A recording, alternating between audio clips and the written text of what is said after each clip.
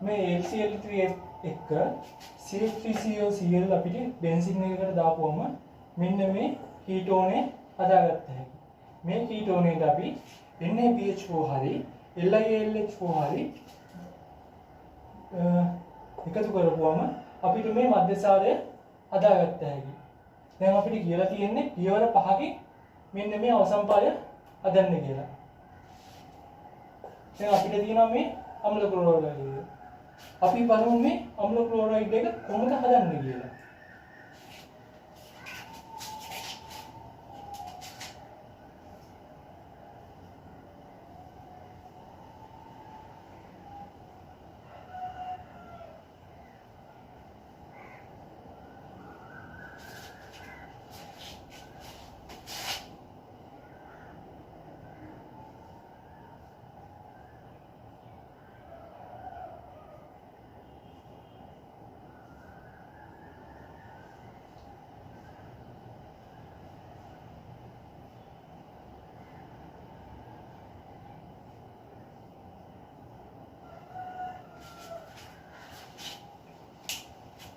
මම මේ නයිට්‍රෝබෙන්සෝයික් අම්ලයට තයෝසයනයිඩ් ක්ලෝරයිඩ් දැම්මා.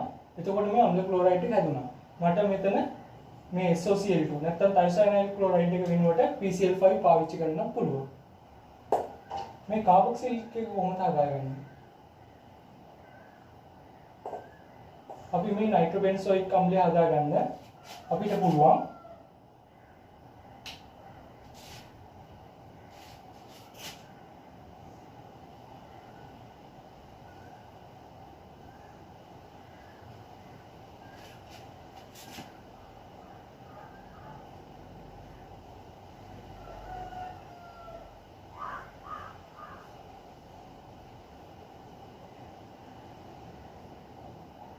මෙතන බෙන්සින් එකකට CH3Cl LCl3 එක දාපුවම මෙතන හැදෙනවා ටොලුයින් එකක්.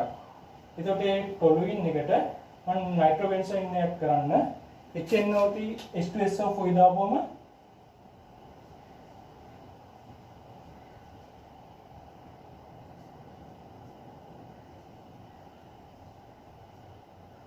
HNO3 H2SO4 දාපුවම මේ टोलुइन එක नाइट्रोटोलुइन එක වෙනවා.